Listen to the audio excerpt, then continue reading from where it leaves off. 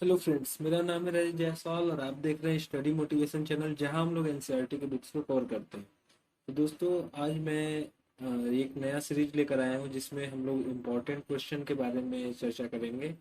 और ये आज हमारा पहला रहेगा विधायिका, और इसके बाद हम लोग कार्यपालिका और न्यायपालिका से संबंधित इम्पोर्टेंट क्वेश्चन भी वीडियो में कवर करेंगे। तो अभी फोकस रहेगा विधायिका पर। इसमें कुछ क्वेश्चंस बने हुए हैं जो कि एनसीईआरटी के क्लास 11 पॉलिटिकल बुक से रिलेटेड रहेंगे। अगर आप यूपीएससी या पीसीएस लेवल के एग्जाम की तैयारी कर रहे हैं तो ये क्वेश्चन आपके लिए बहुत ही महत्वपूर्ण हो जाते हैं, क्योंकि ये छोटे छोटे क्वेश्चन बाद में आपको बहुत ही दिक्कत परेशानी में डाल देते हैं। क्योंकि कभी कभी कुछ चीज़ों को लेकर कंफ्यूजन होता है जो हम लोग इस पॉइंट ऑफ व्यू से नहीं देखते हैं, क्योंकि हम लोग काफ़ी बार उस चीज़ को सुन लेते हैं तो हम लोगों को लगता है कि हाँ ठीक है, हमें याद है। लेकिन जब समय आता है तो हम लोग उसी चीज़ को लेकर कंफ्यूज होते दिखाई देते हैं।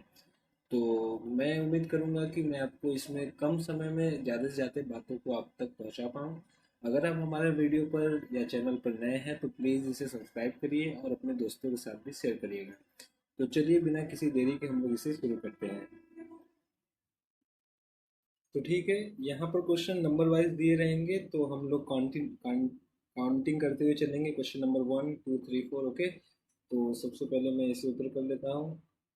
आप इस लाइन को ध्यान न दीजिए क्योंकि ये आप पेपर के लिए है, जो बच्चे क्लास 11th में होंगे उसके लिए नोट्स तैयार किया गया है। लेकिन ये क्वेश्चन आपके लिए भी उतने ही प्रासंगिक हैं जितने कि उनके लिए। तो चलिए, सबसे पहला हम लोग क्वेश्चन देखते हैं जिसमें है राज्यसभा का कार्यकाल कितना होता है। तो दोस्तों, अगर आपको पता होगा तो राज्यसभा एक स्थायी सदन है। सदस्यों का कार्यकाल 6 वर्ष का होता है। हर दो दो साल पर नए सदस्य इसमें जुड़ते जाते हैं और जिनके 6 वर्ष कंप्लीट होते हैं वो लोग बाहर निकलते जाते हैं। ओके, चलिए आते हैं क्वेश्चन नंबर 2 पर। राज्यसभा की सदस्यता के लिए कितनी आयु निर्धारित की गई है। तो देखिए दोस्तों, इसी सब क्वेश्चन में कभी कभी बच्चे 25 और 30 के बीच में कंफ्यूज रहते हैं, तो यहाँ पर आंसर होगा 30 वर्ष। ओके, और क्वेश्चन नंबर 3 हम देखते हैं कि राज्यसभा का अध्यक्ष कौन होता है। तो ये आपको सभी आप सभी को पता होना चाहिए कि राज्यसभा का अध्यक्ष जो होता है वो उपराष्ट्रपति होता है, जो कि हमारे फिलहाल एम वेंकैया नायडू सर जी हैं। और आता है उसके बाद क्वेश्चन नंबर 4, कोई विधेयक वित्त विधेयक है या नहीं, इसका निर्णय करने का अधिकार किसके पास है। तो ये लोकसभा अध्यक्ष के पास रहता है कि ये विधेयक वित्त विधेयक है या गैर वित्त विधेयक है। ओके, क्वेश्चन नंबर 5 आता है भारतीय संसद का कौन सा सदन अधिक शक्तिशाली है। तो वो होगा निम्न सदन, यानी हमारा लोकसभा। उसके बाद हम लोग आते हैं क्वेश्चन नंबर 6 पर कि संसद की किन्हीं दो समितियों का नाम लिखिए। तो इसमें आता है लोक लेखा समिति और प्राक्कलन समिति। तो सबसे पहले हम लोग पढ़ लेते हैं कि समितियां जो हैं वो होती क्या हैं। तो इसका सीधा उदाहरण मैं ये देना चाहूँगा कि जो भारतीय संसद के बहुत सारे जो काम होते हैं या फिर सभा के जितने भी काम होते हैं वो कौन करता है, वो सभा की समितियां द्वारा ही निपटाया जाता है, जिन्हें संसदीय समितियां भी कह सकते हैं। जिसे संसदीय समितियों से तात्पर्य उस समिति से है जो सभा द्वारा नियुक्त या निर्वाचित की जाती है या अध्यक्ष द्वारा नाम निर्देशित की जाती है और अध्यक्ष के निर्देशानुसार कार्य करती है तथा अपना प्रतिवेदन सभा को या अध्यक्ष को प्रस्तुत करती है। तो समितियों का ये सब काम होता है। तो यहाँ पे पूछ रहा है कि समितियां के दो किन्हीं दो समिति संसदीय समिति के नाम लिखे। तो पहला आता है लोक लेखा समिति और दूसरा आता है प्राक्कलन समिति। तो लोक लेखा समिति वो हो जाते हैं कि लोक लेखा समिति भारतीय संसद के कुछ चुने हुए सदस्यों वाली समिति है जो भारत सरकार के खर्चों की लेखा परीक्षा करती है कि कितने खर्चे हो रहे हैं कितने नहीं हो रहे हैं। ये 45 सदस्यों की एक टीम होती है जो कि भारत सरकार के मतलब भारतीय संसद के जो सदस्य होते हैं वो भारत सरकार के खर्चों का देख रेख करती है। ऐसा कर सकते हैं कैग, जो कि भारतीय महालेखा परीक्षक लोग होते हैं, वो लोग इसके लिए स्पेशली चुने जाते हैं। फिर दूसरा आता है प्राक्कलन समिति। प्राक्कलन समिति भी इससे रिलेटेड है। प्राक्कलन समिति यह बताती है कि प्राक्कलन में निहित नीति के अनुरूप क्या मितव्ययिता बरती जा सकती है तथा संगठन कार्यकुशलता और प्रशासन में क्या क्या सुधार किए जा सकते हैं। तो ये प्राक्कलन समिति का काम होता है। तो आइए चलते हैं क्वेश्चन नंबर 7 पर कि भारत में मंत्री परिषद किस सदन के प्रति उत्तरदायी होती है। तो ये बहुत इजी क्वेश्चन है, लोकसभा के प्रति उत्तरदायी होती है। क्वेश्चन नंबर 8 आता है संविधान संशोधन विधेयक किस सदन में पेश हो सकता है। तो दोनों सदन में से किसी में भी संविधान संशोधन विधेयक पेश हो सकता है। आप दोनों में किसी भी पेश करें, अगर चाहे आप लोअर में पेश करिए, क्योंकि वो बाद में घूम फिर के फिर अपर में भी जाएगा, अपर में आता है तो वो लोअर में भी जाएगा। उसके बाद क्वेश्चन नंबर 9 हमारा कह रहा है संविधान का 52वां संशोधन किस विषय से संबंधित है। तो संविधान का 52वां संशोधन हमारा दल बदल कानून से संबंधित है। तो आज दल बदल काफ़ी देखने को मिल रहे हैं। अगर न्यूज़ को डेली फॉलो कर रहे हैं तो आपने नोटिस किया होगा कि कांग्रेस के जो बहुत से बड़े बड़े नेता जितने भी हैं, या फिर टीएमसी के हैं, तृणमूल कांग्रेस के नेता जो लोग हैं, वो लोग छोड़कर धीरे धीरे बीजेपी की तरफ रुख ना कर रही हैं। तो ये इस संशोधन के माध्यम से हो सकता है, 52वें संविधान संशोधन के माध्यम से होता है। इसके लिए संशोधन इसलिए लाया गया क्योंकि दोस्तों क्या होता था कि पहले लोग तुरंत मतलब ऐन वक्त पे अपना दल बदल करके दूसरे के दल में चले जाते थे, तो वो उस पार्टी के लिए बड़ा दिक्कत होता था जिस पार्टी से पहले वो रहते थे। तो इसके लिए भी कुछ संशोधन किया गया और इसके लिए भी कोई विधेयक पारित किया गया ताकि इस दायरे में रहकर आप दल बदल कर सकें। फिर क्वेश्चन नंबर 10 आता है हमारा, दोनों सदनों की संयुक्त बैठक की अध्यक्षता कौन करता है। तो लोकसभा अध्यक्ष दोनों सदनों की संयुक्त बैठक की अध्यक्षता करता है। क्वेश्चन नंबर 11 है हमारा, राज्यसभा में 12 सदस्यों को कौन मनोनीत करता है। तो सबसे इजी क्वेश्चन है, हमारे राष्ट्रपति जी। और अभी के हमारे राष्ट्रपति हैं श्री रामनाथ कोविंद सर जी। ओके। क्वेश्चन नंबर 12 आता है, जीवी मावलंकर लोकसभा के कौन से स्पीकर रह चुके थे, मतलब चौथे थे। तो ये हमारे प्रथम लोकसभा के स्पीकर थे सर जीवी मावलंकर जी। फिर आता है हमारा क्वेश्चन नंबर 13, वर्तमान में किस नए राज्य में द्विसदनात्मक विधायिका है। तो वर्तमान में वैसे तो 4-5 राज्य ऐसे हैं जहाँ पर द्विसदनात्मक विधायिका है, लेकिन इसमें उत्तर में हमारा तेलंगाना दिया हुआ है। तो चलिए नेक्स्ट क्वेश्चन पे चलते हैं हमारे। फिर क्या रहा है, द्विसदनात्मक विधायिका के पक्ष में दो तर्क दीजिए। तो सबसे पहला आ जाता है कि समाज के सभी वर्गों व क्षेत्रों की समुचित प्रतिनिधित्व मिल जाती है। दूसरा, सदन प्रथम सदन के कार्यभार कम कर देता है, यानी काम के बोझ को हल्का कर देता है। फिर आता है हमारा क्वेश्चन नंबर नेक्स्ट आता है, भारत के किन्हीं 4 राज्यों के नाम लिखिए जिनमें द्विसदनात्मक विधायिका है। तो ये 4 नाम आपके सामने हैं, जिसमें सबसे पहला आता है जम्मू कश्मीर, दूसरा उत्तर प्रदेश, तीसरा बिहार और चौथा कर्नाटक। इसे याद रखिएगा दोस्तों, कभी कभी क्वेश्चन में पूछ देता है, या फिर अगर आप वनडे एग्जाम की तैयारी कर रहे हैं तो उसमें भी ऐसे क्वेश्चन पॉलिटी से रिलेटेड आ सकते हैं। क्वेश्चन नंबर 3 हमारा है, राज्यसभा को राज्यसभा की होना चाहिए यहाँ पे संरचना स्पष्ट कीजिए। तो यहाँ पर दिया है, राज्यसभा के कुल सदस्य 250 हैं, जिसमें 238 राज्यों द्वारा निर्वाचित क्षेत्र और 12 को राष्ट्रपति मनोनीत करता है। तो दोस्तों ये क्वेश्चन भी कभी कभी क्रिटिकल हो जाता है, क्योंकि लोग कंफ्यूज हो जाते हैं कि 238 राज्य द्वारा निर्वाचित होता है या 236, और मनोनीत करने के लिए 12 करते हैं या 15, ऐसे कोई क्वेश्चन में मतलब कंफ्यूजन देखने को मिल जाते हैं। तो ये आप इसे नोटिस करिएगा, इसे ध्यान में रखिएगा।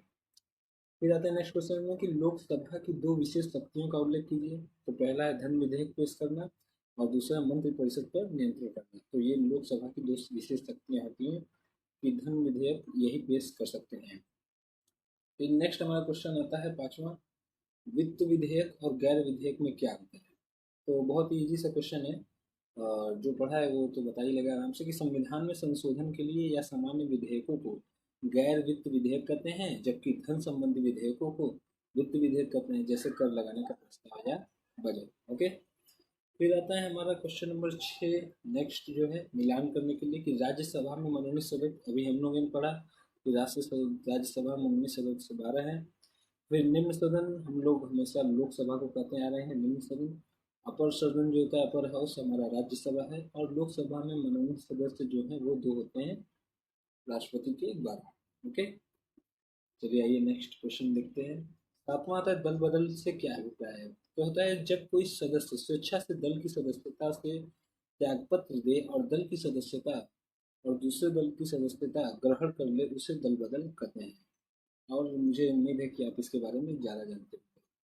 चलिए नेक्स्ट क्वेश्चन पे आते हैं। नेक्स्ट क्वेश्चन कह रहा है, राज्यसभा का सदस्य बनने के लिए 2 योग्यताएं कौन सी हैं। तो पहला आता है वह भारत का नागरिक हो और वह 30 वर्ष की आयु पूरा कर चुका हो। फिर हमारा क्वेश्चन नंबर 9 आता है, राज्यसभा की 2 विशेष शक्तियों का वर्णन कीजिए। तो जैसे लोकसभा की कुछ शक्तियाँ तो राज्यसभा की भी कुछ शक्तियाँ होंगी। देखते हैं, राज्यसभा राज्य के अंतर्गत आने वाले विषयों पर राष्ट्रीय हित हेतु संसद को कानून बनाने का अधिकार दे सकती है।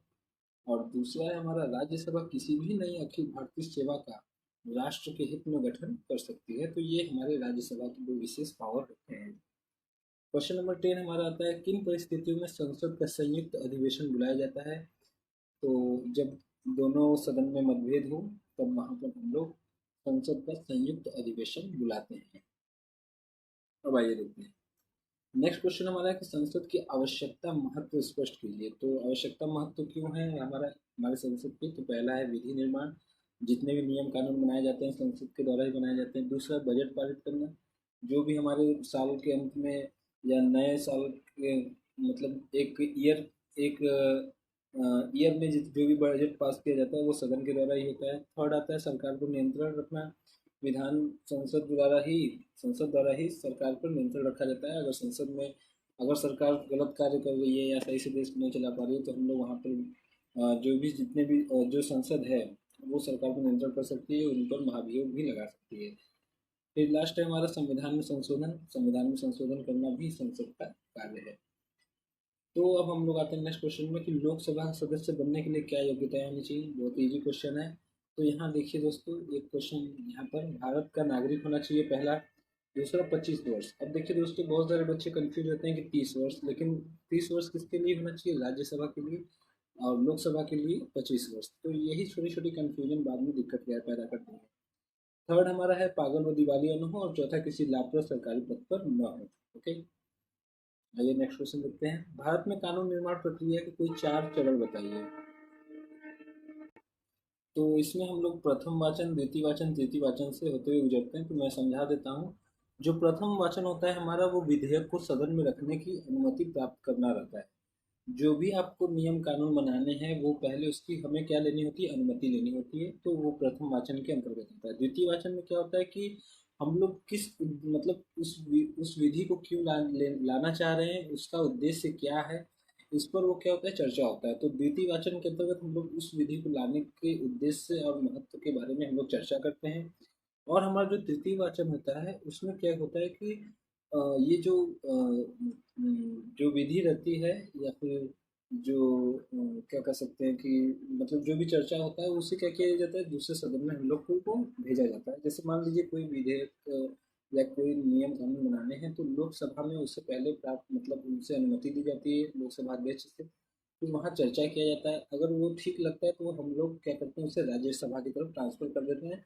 और राज्यसभा के लोग भी वही प्रोसेस के साथ गुजरते हैं। और अगर जब सब सहमति मिल जाती है तो हम लोग लास्ट में क्या करते हैं, ये चौथा पॉइंट, राष्ट्रपति की स्वीकृति मिलती है और वहीं पर क्या होता है, नया नियम कानून बन जाता है। तो ये हमारे पूरे कानून निर्माण की एक प्रोसेस होता है। ठीक है, आई होप कि आपको समझ में आया होगा।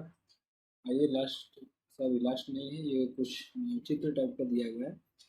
तो यहाँ बोल रहा है कि भारत के मानचित्र का अध्ययन करें तथा द्विसंज्ञात्मक वाले 5 राज्यों का नाम लिखें। 5 अंकों के लिए स्थान दिखाया जा सकता है। तो ये 5 अंक देख सकते हैं यहाँ पर आप। जम्मू कश्मीर, उत्तर प्रदेश, बिहार, महाराष्ट्र, आंध्र प्रदेश, कर्नाटक, तेलंगाना, कोई भी इसमें से आप 5 चुन सकते हैं। आइए देखते हैं नीचे क्या है। यहाँ पर एक फिगर दिया हुआ है जिसमें आप देख सकते हैं कि वॉकआउट नहीं आउट किए गए हैं। ये वाक्य लिखा गया है यहाँ पर, जिसमें क्या हो रहा है कि जो विरोधी दल है वो क्या कर रहा है, वो बाहर निकल रहा है, वॉकआउट कर रहा है। तो अब यहाँ इस पे क्वेश्चन एक पूछ रहा है कि उपरोक्त कार्टून के आधार पर निम्नलिखित प्रश्नों का उत्तर दीजिए। जिसमें पूछ रहा है, सदन से वॉकआउट करना क्या एक उचित तरीका है? स्पष्ट करें। दूसरा क्वेश्चन है, अध्यक्ष सदस्यों को सदन से किस आधार पर आउट कर सकते हैं? कोई 2 कारण दें। और थर्ड है, सदस्यगण वॉकआउट जैसा व्यवहार क्यों करता है? अपना विचार प्रस्तुत करें। तो सबसे पहला क्वेश्चन है, नहीं। सदन से वॉकआउट करना क्या एक उचित तरीका है? नहीं, क्योंकि सदन एक ऐसा मंच है जहाँ पर वाद विवाद, चर्चा, बहस और सहमति के आधार पर किसी समस्या का समाधान खोजा जाता है। फिर सेकंड क्वेश्चन है, अध्यक्ष सदस्य को सदन से किस आधार पर आउट कर सकते हैं? तो अनुशासनहीनता दिखाने पर उन्हें आउट किया जाता है। और थर्ड हमारा पूछता है क्वेश्चन कि सदस्य वॉकआउट जैसा व्यवहार क्यों करता है? तो इसमें लिखा है, स्वयं उत्तर लिखें। तो आपको भी इसके बारे में पता होना चाहिए कि सदन में सदस्य स्वयं वॉकआउट जैसा व्यवहार क्यों करता है। तो ऐसा माना जाता है कि वो वॉकआउट इसलिए करते हैं कि उनको ऐसा लगता है कि उनके बातों को सुना नहीं जा रहा है, या उनके कहा को माना नहीं जा रहा है, या उनके पक्ष में कोई बातें मतलब नहीं एक्सेप्ट की जा रही हैं।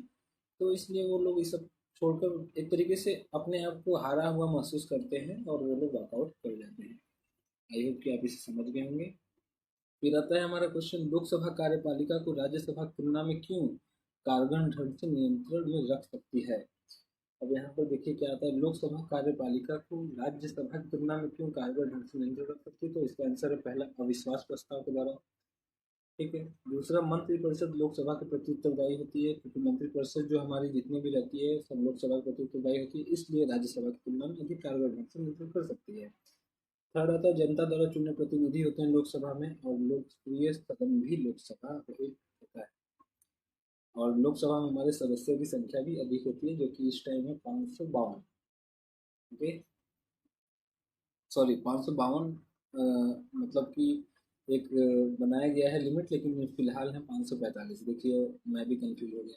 तो ऐसे ही छोटे छोटे चीज़ों में लोग कंफ्यूज हो जाते हैं अक्सर। फिर यहाँ पूछा है, लोकसभा कार्यपालिका पर कारगर ढंग से नियंत्रण रखने की नहीं, बल्कि जन भावनाओं और जनता की अपेक्षाओं की अभिव्यक्ति का मंच है। क्या आप इससे सहमत हैं। कारण, जनता के चुने प्रतिनिधि होने का, जनहित में कानून बनाना, जन आसानी भावना से परिचित होना, चुनाव के माध्यम से जनता के प्रति जवाबदेहिता, तो ये सब क्या है, लोकसभा के कार्य है। इनके माध्यम से ही वो उन पर नियंत्रण बना सकता है राज्यसभा। फिर आता है, संसद के प्रमुख कार्यों का उल्लेख करें तो आप सभी को पता होगा, कानून बनाना, कार्यपालिका पर नियंत्रण, बहस व चर्चा, वित्तीय नियंत्रण व अविश्वास प्रस्ताव आदि। तो दोस्तों ये था हमारा महत्वपूर्ण क्वेश्चन, जो कि विधायिका पर आधारित था, और आशा करता हूँ कि आप लोगों को ये पसंद आया होगा, क्योंकि इसमें को बहुत सारे क्वेश्चन छोटे छोटे थे जो कन्फ्यूजन हो सकते थे आपको एग्जाम के बेसिस पर, लेकिन मैंने उसे पूरा समझाने की पूरी कोशिश की है आपको, और उम्मीद करता हूँ कि आपको इसे आसान भाषा में समझने में आसानी हुआ होगा। और अगर हमारा वीडियो अच्छा लगे तो प्लीज़ आप इसे लाइक करें और अपने दोस्तों के साथ भी शेयर करें, ताकि वो भी आसान भाषा में विधायिका के बारे में जान सकें और इसके इम्पोर्टेंट क्वेश्चन को भी जान सकें। तो चलिए हम लोग नेक्स्ट वीडियो में मिलते हैं, जिसमें हम लोग कार्यपालिका के बारे में कुछ महत्वपूर्ण क्वेश्चन जानेंगे, और उसके बाद हमारा एक वीडियो और आएगा जिसमें हम लोग न्यायपालिका से संबंधित वीडियो बनाएंगे।